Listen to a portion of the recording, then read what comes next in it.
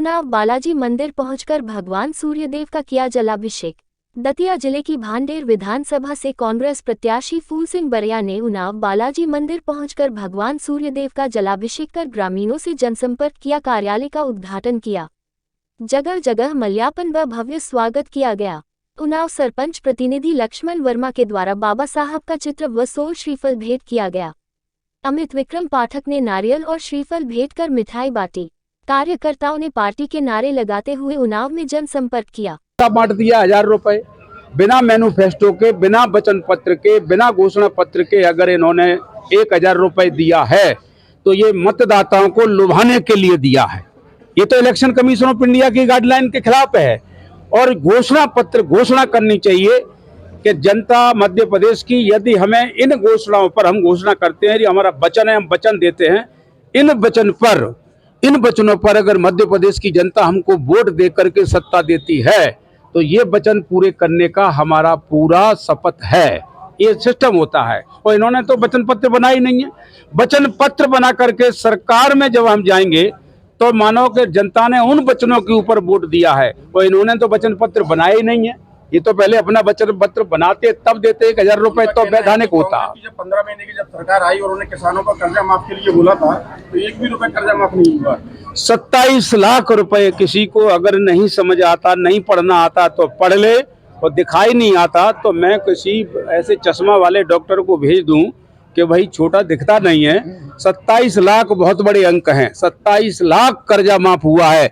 और बीजेपी के किसी भी नेताओं के अगर हिम्मत है, कलेजा है, 27 लाख में से एक भी आदमी का नाम माइनस करके बता दे। सर एक क्वेश्चन और है, क्या कांग्रेस पार्टी 2023 में अकेले दम पर सरकार बनाने जा रही है क्या? और विपक्ष जो राजनीतिक दल है उनका सहयोग चाहिए कि नहीं चाहिए? नहीं, देखिए ये मेरा मामला नहीं है, ये पार्टी का और उस समय क्या होता है, लेकिन मेरा ऐसा मानना है।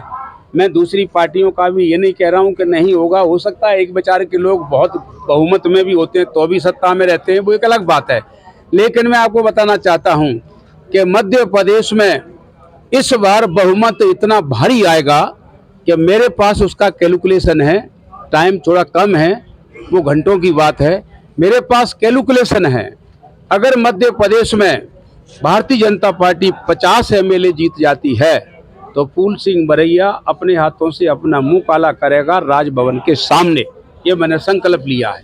इसका अर्थ है 181 सीट है।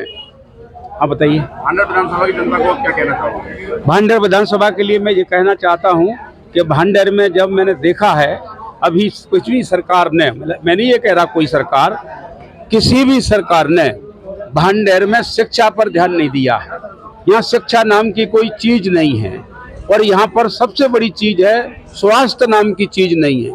अगर कोई बीमार हो जाए तो उसका BP नापने के लिए ढंग से ECG मशीन भी नहीं है यहाँ पर।